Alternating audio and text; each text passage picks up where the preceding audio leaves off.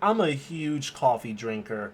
I really am. I really can't start my mornings at work without a cup of joe. Now, what if that coffee was laced with bleach after your spouse tried to poison you for the sake of collecting your death benefits? This is the situation that we're looking at here. We have a man who's been undergoing a divorce with his wife, and apparently his wife has been pouring bleach into his coffee that he prepares every night before the morning or every morning before he heads off to work. Mind you, this couple does share a child. They're undergoing a divorce, so there's a reason why this wife may be doing this. Again, he believes that as far as his death benefits, and she's just trying to collect that money before she bounces with the divorce, or in an attempt to kill him at least.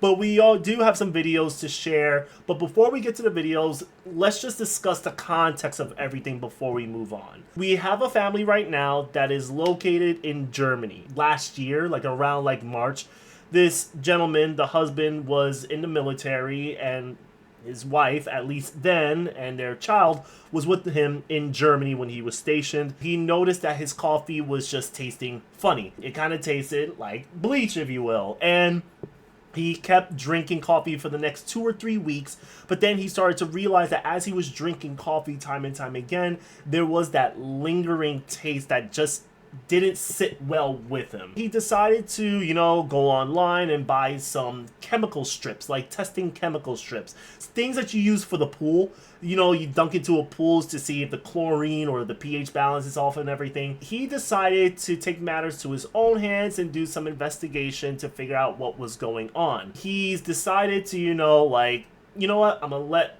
my wife do her thing, prepare the coffee for me, and then I'm gonna test the waters. Here's a verse video that we got. Also, as a sidebar, I do want to give a shout out to Law and Crime Trial Network for these videos. They did a really good job, like getting all the footages together to make this. So I do want to give them a shout out there. You can watch their video if you want to see a full video of that yourself. I just did a little bit of editing because I didn't want to drag this video for too long. I just want to get straight to the point. But other than that, let's just continue on with the videos and see what's going on.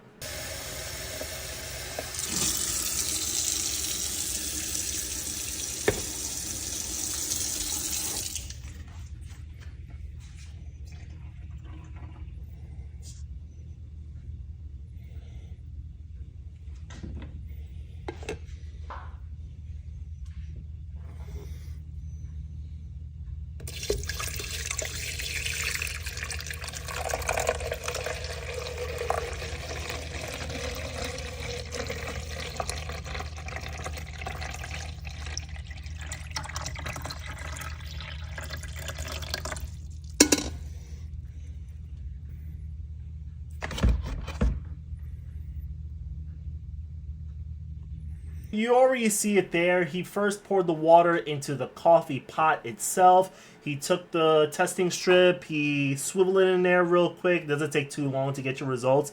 It was instantaneous, we can say. And it didn't show anything abnormal. So, okay, any water coming from the faucet is not suspect. There's nothing wrong there. But then he decides to pour that same water into the coffee maker that his wife is suspected of pouring bleach into. He pours all the water in there. He takes a strip, stirs it a little bit, looks at the results, and lo and behold, you see that purple strip that's just there all of a sudden. That indicates that there are high levels of chlorine, aka bleach, inside of that coffee maker. Now, do keep in mind, he does set up a camera that's pointing towards the kitchen just so that he could catch his wife in the act, and then after he catches her with the camera, he'll then go to the coffee pot to test it. So this is him kind of testing out that coffee pot. So as you can see, she's clearly taking something from that other counter over there. She has her back towards the camera, so you can't really see, but if you look closely, she does have some sort of jug that looks similar to a Clorox bleach bottle that everyone is pretty familiar with. And she seems to be pouring it into like a little cup, maybe like a lid, I'm not sure. It looks like some sort of cup. And she's just putting small doses into the coffee maker. Tonight's the night I caught her on video. So let's test this water. It's gonna be purple.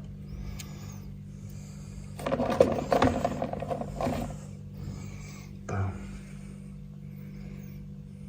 Oh, he absolutely knew it all right. He was just gathering his evidence from there, but at the same time, he wasn't really getting good angle shots of her actually committing the crime.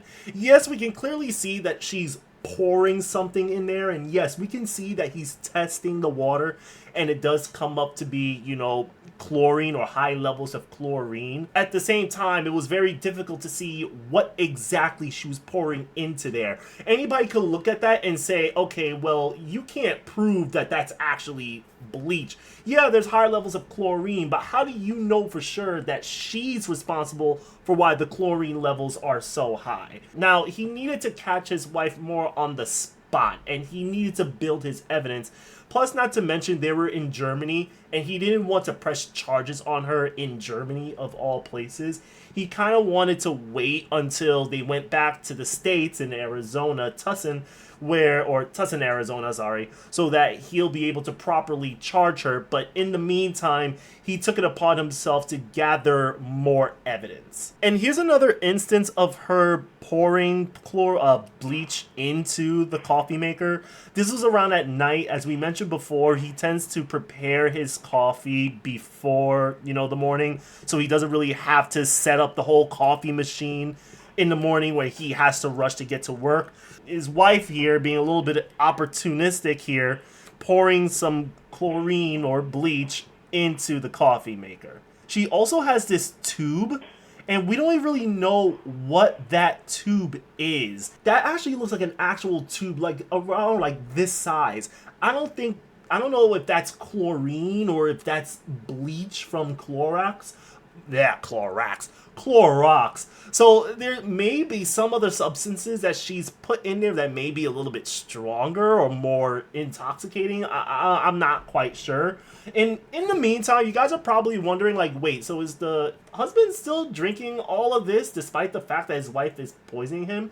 Again, he did drink the coffee for 2 or 3 weeks when he was suspecting something was off. But then once he started taking tests, he instead, you know, tried to gather his evidence while at the same time pretending to drink the coffee or acting as if like he's going to take his coffee to work or whatever, to come off to his wife as though like, yeah, he's drinking the coffee. He is naive as ever. He doesn't know what's going on. Oh, this coffee is so great.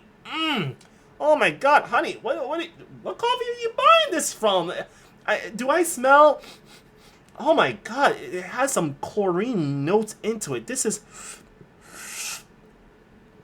and it goes so well with the vanilla. Mind you, this was taking place at first in Germany, and this was last year in March.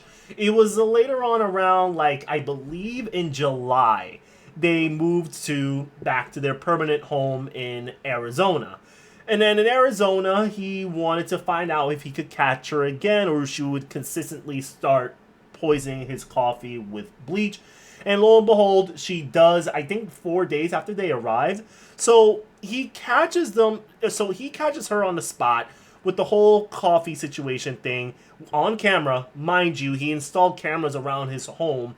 And then he went to the police to report it. And the reason why the police didn't follow up on it was because, again, like I mentioned before, they couldn't prove or they couldn't see that it was actually bleach. So yeah, she could pour anything into that coffee maker, but the husband is alleging that it's bleach and they can't clearly see that, so they can't really follow up on it. Feliciano Johnson was caught on camera multiple times, appearing to pour bleach in the laundry room, walking it into the next room, and then pouring it into the coffee maker. Other times, she was caught on camera looking over her shoulder as she seemingly poured the chemical into the machine.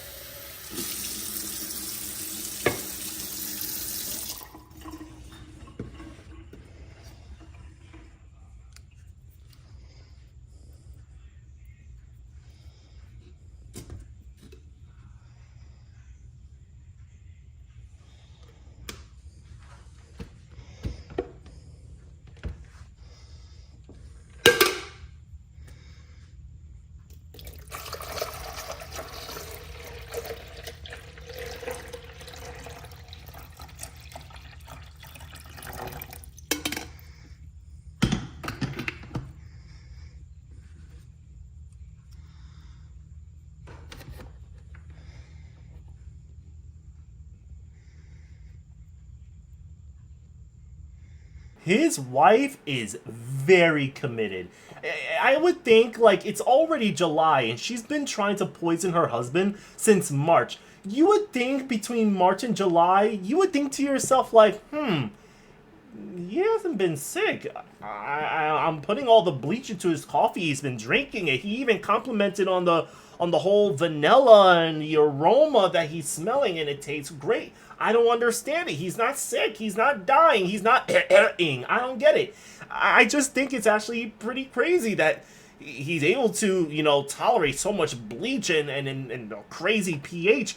I don't understand how she's still going about it, but she is committed, and she's going to continuously poison him. And these videos, time and time again, are just proving it. He had to install multiple cameras around the house, and he had to strategically place it so that it was like, okay, these 3 cameras can, 1, catch her using the Clorox bottle and pouring it into a container. The second camera would then see her walk from out the laundry room into the kitchen, and then the third camera, all hidden mind you, would see her actually take that same cup, that same container that she used to pour the bleach in, and pour it into the coffee maker. And then later on, he had a video where he would go to that same coffee maker and he would confirm it and say, yo, she's actually pouring bleach into my coffee maker. She's been trying to kill me for death benefits. He reported that to the police again, and the police, now they see everything. It all makes sense now. So they go through like a search warrant for the woman. They arrest her and everything, and they put her on a $250,000 bail. Now, the reason they put her at that bail is because they deemed her as a flight risk, because apparently her family bought like a home somewhere in the Philippines. So they thought that she might just run away to Philippines and never look back, and she would get away with it scot-free. So she wasn't able to post bail, so she's been in jail for some time, and her trial was set for April, just this last month that just passed. After they, plead guilty, mind you, she pleaded guilty because, listen, she was caught red-handed. There was no way they were going to be able to spin that. Her lawyer probably looked at her like, damn, sis, they got you red-handed. You could fight this, but it's not going to be pretty if you fight this. You're better off just taking a plea deal. That's the only way. Let's just make it quick and painless. And they did. They made it quick and painless. But you would think that she would face jail time because she was charged with aggravated assault, an attempt of first-degree homicide, and for poisoning a food or a beverage with the intention to kill someone. And she's not going to jail. She's not going to jail. She's facing 3 years of probation. And the judge was, opting in for that probation for one, only because the judge felt that there was something mental going on with her. He assigned her, to go through some mental health, evaluations to figure out, if she's okay, is there anything wrong with her? Because understandably, they were going through a divorce and she probably felt some type of way. She's been going through a lot. The divorce has been getting to her. So they're like, she probably needs a mental health check, so let's do that. But the biggest reason why she wasn't going to prison is because her husband didn't want to. The same person that she's trying to kill is saying, listen, I am pressing charges on her, but I don't want her to go to prison. This is not our call to say whether she goes to jail or not. Especially since he was the one that was getting killed or being like almost killed. He's the victim here. But I think the only reason he didn't want her to go to jail is because, for one, they're in the middle of finalizing a divorce. And it's kind of hard to finalize a divorce with someone who's in jail. And two, he's probably thinking about their child. They probably have a kid to consider. So I guess he figured it would be counterproductive to just throw her into jail while they have a kid. Plus, they didn't really go through completely with divorce. And that's about it. So I guess the judge was like, okay, that's fine. But she does have to go through 3 years of probation. She needs a mental health check. And on top of that, she has to abstain from like getting in contact with the husband unless, it's for legal context. I just find it absolutely insane that she was poisoning him for 3 months. And thankfully, the dude didn't get sick. He drank all that bleach for the 2-3 weeks that he was drinking it the first time. And then he finally started to catch on. And I'm just happy he didn't get sick. And it was pretty smart of him to even not press charges in Germany, of all places. He really had the patience to say, okay, I'm going to wait until we hit the States. And then if it continues, I'm going to press charges on her. And he pulled it off. He really did, but it's just a little bit more of a shocker that he didn't want her to go to jail after attempting to murder him. But I understand why he wouldn't want her to go to jail. But anyways, guys, that's really it. This was a story that I caught on like a while ago, like last year. And I saw it pop up on my newsfeed, and I was like, oh, snap, this is crazy. Like, she's actually not going to jail. She definitely needs to get something checked out. I feel bad. You know, divorces suck, but that doesn't mean you should kill your spouse, especially if it's to collect a check. It's just so stupid. She went about it like the dumbest way possible. She could have been in jail. She could have. But I guess she's lucky, you know, he loves her. A bit too much, at least. But until then, that's about it, y'all. Peace.